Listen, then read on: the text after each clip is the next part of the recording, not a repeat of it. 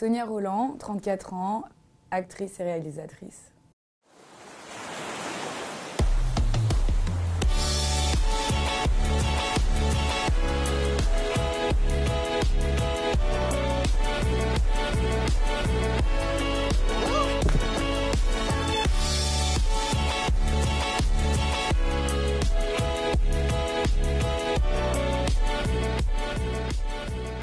Moi, je suis née au Rwanda, à Kigali, la capitale, d'un père français et d'une mère rwandaise, un père blanc et une mère noire. Et puis on a vécu au Rwanda jusqu'en 89, 90. 89, pourquoi? Parce qu'au Rwanda, il commençait à avoir des tensions politiques. Mes parents ont décidé de partir au Burundi, qui est un pays plus stable que le Rwanda. Et puis en 94, on a eu ce départ forcé pour la France.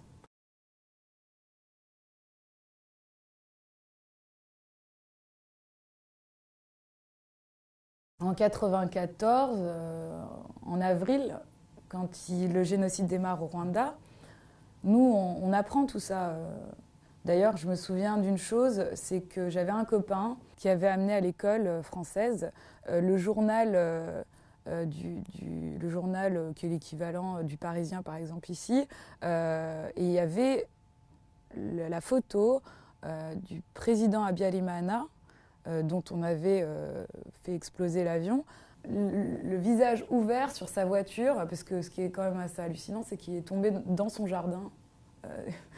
C'est comme quoi. Hein. Et puis le visage complètement éclaté sur cette voiture. Et c'est la première image du génocide dont je me souviens. Et puis à partir de là, oui, c'est l'effroi parce qu'on sait qu'il y a un truc qui se passe à côté. C'est comme si on savait qu'en Belgique, c'était en train d'exploser, enfin que la guerre, du moins le génocide, est en train de démarrer. Et qu'on est totalement impuissant. Alors c'est très bizarre l'état dans lequel on se retrouve. Parce que mon frère, par exemple, qui a 4 ans de moins que moi, lui, il comprenait vraiment rien. La seule chose, c'est qu'on modifie complètement sa vie, la manière de vivre. Par exemple, nous, on ne dormait pas sur les lits, on dormait en dessous des lits. Parce qu'au cas où le toit nous tomberait dessus, on dormait en dessous des lits. Je me souviens que parfois, dans la nuit, je réveillais mon frère, je lui disais « Viens, on va regarder », parce qu'il y avait un truc assez fascinant. C'était de voir toutes ces... Vous savez, les lumières enfin, du moins, ça ressemblait à un feu d'artifice, mais c'était des balles en plein air, en pleine nuit. C'était un spectacle assez fascinant, mais qu'on n'imaginait pas aussi grave, quoi. Et puis aussi, c'est des bruits, c'est des sons, c'est des choses qui vous restent de toute façon pendant toute votre construction. La guerre, c'est pas quelque chose c'est quelque chose qui reste dans votre ADN en fait. Et à tel point que des générations plus tard, on le vit encore, quoi. Il suffit simplement de voir les générations aujourd'hui de juifs qui revivent finalement l'histoire de leurs arrière ou grands-parents. Enfin, donc du coup, moi je l'ai vécu comme quelque chose d'assez étrange en fait. J'ai commencé à voir dans le regard de ma mère la peur, quoi. La peur parce qu'elle est Tutsi, parce qu'on sait que les Tutsis sont recherchés en dehors des frontières du Rwanda. Donc au Burundi, c'est quasiment la porte à côté. Et donc elle ne pense qu'à une chose, c'est de partir. Hein. Sauf qu'à l'époque, on se retrouve ce qu'on appelle le mois blanc, c'est-à-dire on n'a plus d'école. On a le couvre-feu à 18h et puis c'est l'insécurité totale, quoi. C'est vraiment l'état de guerre absolu. Mon père a été quelqu'un qui a très mal vécu ce départ du Burundi parce qu'en tant que Français, il s'est senti très humilié parce que je me souviens un jour, je l'ai accompagné à l'ambassade de France parce qu'on avait entendu dire qu'il y avait une évacuation prévue pour tous les ressortissants. Il arrive et on lui dit clair qu'il est à la fin d'une liste, il faut qu'il attende, il est sur une liste d'attente parce qu'il n'est pas français coopérant. En fait, il est français privé puisqu'il travaillait en privé là-bas, c'était un travailleur privé. Alors là, je me souviens de sa tête, enfin, il a presque injurié la pauvre fonctionnaire de l'ambassade. Il lui a montré ses passeports, il a dit ma femme, mes enfants sont français, au moins prenez mes enfants. Ils lui ont dit non, ils lui ont dit écoutez, vous attendez. Et je me souviens de la stupéfaction de ma mère, enfin là, surtout la peur, parce que là, pour le coup, elle se rendait compte que même la France ne pouvait pas la sauver. Et finalement, mon père heureusement avait un réseau sur place. Il a réussi à acheter 3 billets sur une compagnie Aéroflot, parce que la Russie avait envoyé des avions pour les autres ressortissants, du coup, les rogner. La vraie image de cette période-là, c'est les rendez-vous qu'on se fixait avec nos copains sur le muret de l'école chaque jour de la semaine, parce qu'il y avait toujours un départ. Mais quand on a 13 ans et qu'on doit dire adieu à son copain, là, ça provoque chez vous quelque chose qui aura des répercussions forcément plus tard.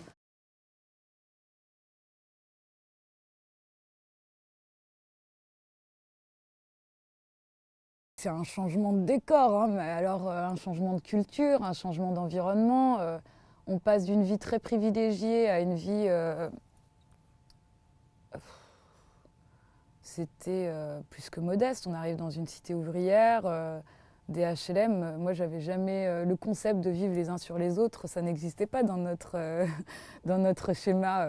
On était la seule famille de Noirs dans cette ville de 5000 habitants, qui est Cluny, euh, et qui appréhendait un peu notre arrivée, quoi. Se disait, tiens, qui sont ces gens? Moi, je me souviens à l'école, on me posait pas mal de questions sur l'Afrique. On me demandait si j'avais vécu dans des arbres, ou ils pensaient que je vivais dans la savane. Ils pensaient pas du tout que j'avais une maison avec un jardinier, un chef cuistot à la maison, une nounou, une piscine. Enfin, on avait vraiment une vie qui ne correspondait pas du tout à l'image de l'Afrique dont ils se faisaient tous, quoi, totalement ignorants, quoi. Ma mère a su s'adapter progressivement à cette nouvelle vie, a su composer sa nouvelle vie avec tous ses paramètres de vie sociale, d'assistante sociale, d'allocation familiale et autres, enfin, les tickets vacances, les trucs vraiment, ou les restos du cœur, tout simplement. Mon père, pas du tout. C'est quelqu'un qui rejetait en bloc tout ça et qui me poussait, parce que comme je voyais très peu mon père, moi, je me levais très tôt le matin pour pouvoir prendre le petit déjeuner avec lui avant qu'il parte à l'usine. Et à chaque fois, il me disait « Ça, c'est pas ta vie, Sonia, c'est pas ta vie, c'est pas ta vie. » Et je lui disais « Mais c'est quoi ma vie? Ta vie, elle est ailleurs, il faudra que tu partes. Au moment où il faudra partir, il faudra que tu partes. Parce que si tu restes ici, tu vas finir comme la plupart, c'est-à-dire sans rêve, avec que des échecs et que des regrets. » Donc, quand j'ai eu 17 ans, j'ai demandé à mes parents de pouvoir partir à Paris, ou en tout cas dans la région parisienne, pour passer mon bac. J'avais gardé un pied en Bourgogne parce que j'étais basketteuse. Et donc ma mère m'appelait souvent pour les championnats, tout ça. Elle me disait écoute, t'as un championnat là si tu veux. Et un jour, donc sur un terrain de basket en plein championnat, il y a un mec qui vient, d'ailleurs je me souviendrai jamais de son nom ni de son visage, c'est très étrange. Et il vient, il me dit vous avez déjà fait des concours de beauté? Moi, je pensais que c'était un recruteur de l'équipe de France de basket. Et il me demande si j'ai déjà fait un concours de beauté. Alors, j'aime bien souvent situer les choses, hein. J'étais un garçon manqué, j'écoutais constamment du rap, je parlais en verlan. J'avais tout sauf le physique d'une future Miss France, en tout cas. Je fais la présélection, je suis prise. Et là, ben voilà, Miss Bourgogne se présente à moi. Et ce qui est intéressant, c'est que j'ai vécu dans un contexte social très dur, vraiment très très dur. Le milieu ouvrier, c'est pas tendre, quoi. Et ce que je découvrais, c'était la solidarité. Mes parents n'avaient pas les moyens de m'envoyer à un concours de beauté parce que ça demande des moyens. Il faut acheter des robes, il faut se maquiller, il faut être coiffé, donc il faut solliciter des tas de personnes. On n'avait pas du tout les moyens. Mais ma mère, on a été chez Auchan, elle m'a acheté une robe noire immonde qu'elle a complètement customisée. Ma voisine, Nanou, elle m'a coiffée, c'était une coiffeuse, elle m'a coiffée, elle m'a fait un chignon de mariage. Bon, je ne pourrais pas le décrire. Et puis on m'a maquillée. Bon, je ressemblais vraiment à un camion volé, mais j'y suis allée. Et puis j'ai surtout été entourée de tous les gens de la cité dans laquelle j'ai grandi. Et c'est ça qui est formidable, c'est tous ces gens qui, au départ, m'avaient jugée avec ma mère à notre arrivée, comme peut-être des gens qui étaient vachement hostiles, hein. Ils étaient très hostiles au départ. Bah, finalement, c'était eux qui étaient là, dans les tribunes, à m'encourager. Et c'était fort, quoi. Ils avaient loué un bus, ils étaient tous venus de Cluny à Chalon-sur-Saône m'encourager. Et puis très vite, quand je me suis retrouvée au micro, j'ai dit que oui, ça pouvait un peu paraître absurde que je puisse représenter la Bourgogne, mais finalement, si on pouvait envoyer un beau message à la France en présentant une Miss Bourgogne d'origine, en tout cas d'ailleurs, ça pouvait être quelque chose de génial. Et les gens ont suivi cette idée-là, ils m'ont élue.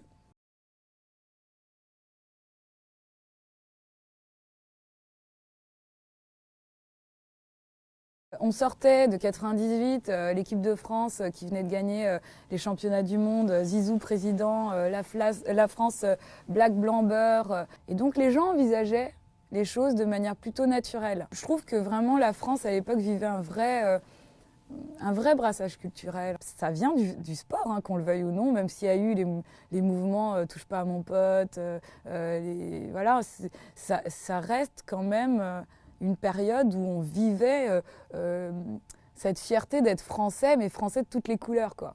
On voyait émerger à la télévision des gens comme Jamel Debbouze, des Omar Sy, des Omar et Fred, des Cadmerade et tout ça.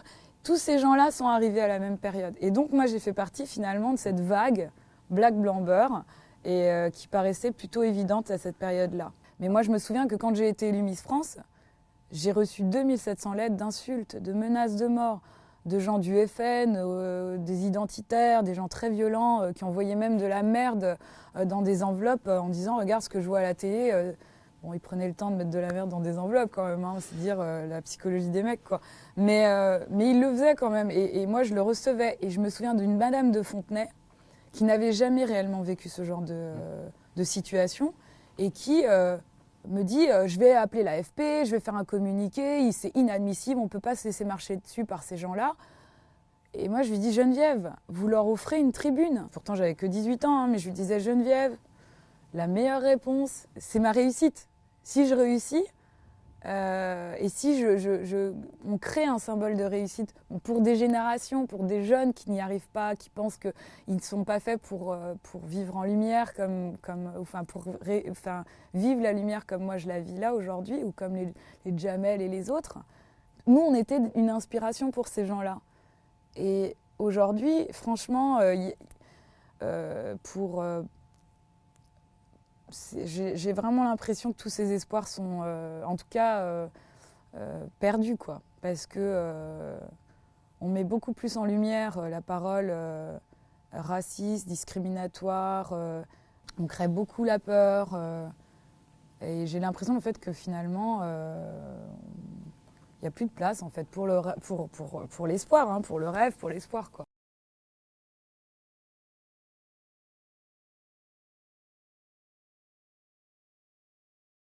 Quelques mois plus tard, j'ai été donc invitée officiellement au Rwanda.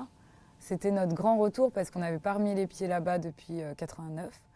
Et avec mes parents, mon frère, on a fait ce voyage qui était très émouvant.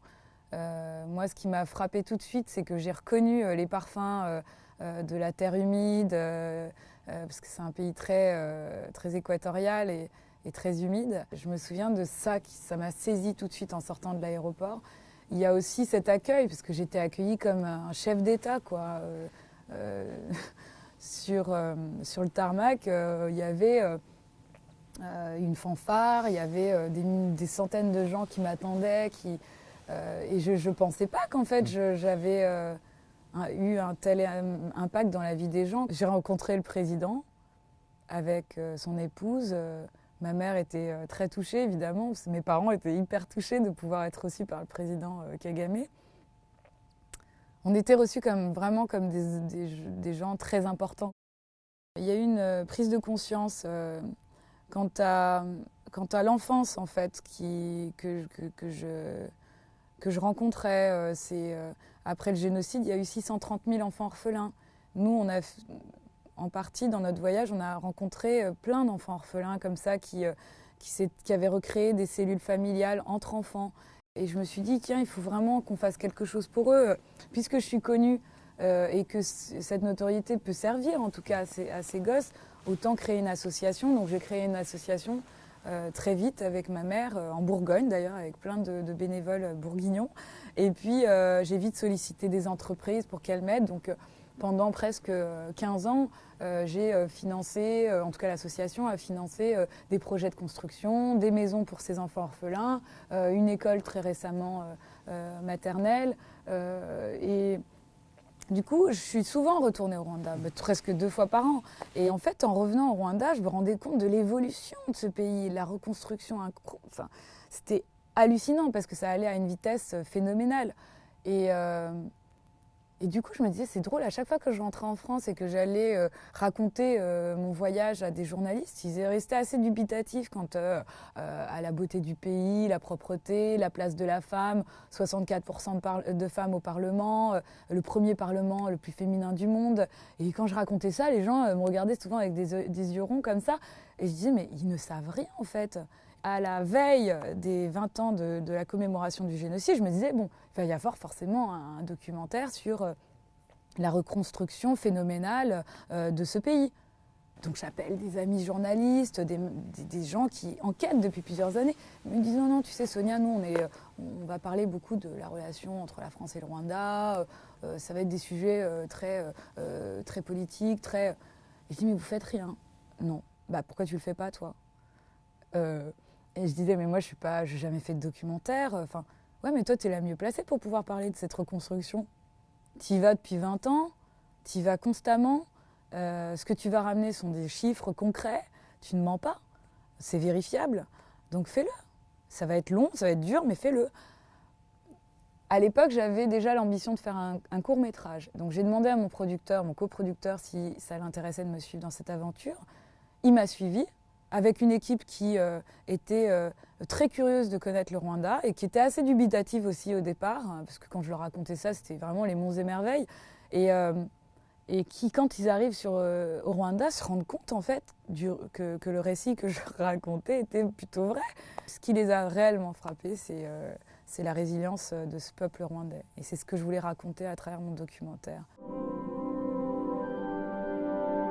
Cela fait 20 ans que le Rwanda se reconstruit avec une résilience désarmante, en faisant preuve d'exemplarité dans des domaines pourtant sensibles, comme la corruption, la place de la femme, la réconciliation.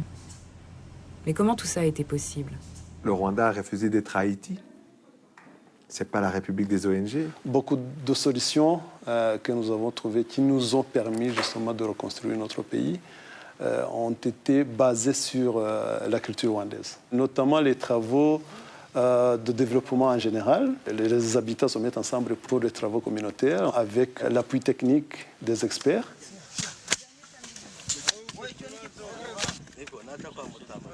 Le peuple rwandais s'est pris en charge de façon très concrète. tubana n'abanyarwanda muri rusange nubwo bari baradukoreye ibyaha ariko nuko twarabyakiriye nyine kandi tubaha n'imbabazi. Le Rwanda, s'il n'avait pas envisagé le vivre ensemble, donc le pardon, ne serait pas le Rwanda d'aujourd'hui. Je veux dire, ils avaient toutes les raisons de faire 2 pays, hein, Hutu, Tutsiland, je sais pas. Et du coup, ils ont quand même, avec beaucoup de courage, envisagé ce vivre ensemble. Ça veut dire composer avec le voisin qui a tué sa famille. Ce documentaire, moi, je l'ai vraiment fait parce que j'avais besoin que les gens voient ce qu'est devenu le Rwanda en 20 ans. C'est juste phénoménal. C'est pour ça d'ailleurs que je l'ai appelé Rwanda du chaos au miracle. Il y en a qui me disaient pourquoi tu ne mets pas un point d'interrogation? Je dis parce que je suis désolée. En 20 ans, c'est presque miraculeux ce qui s'est passé.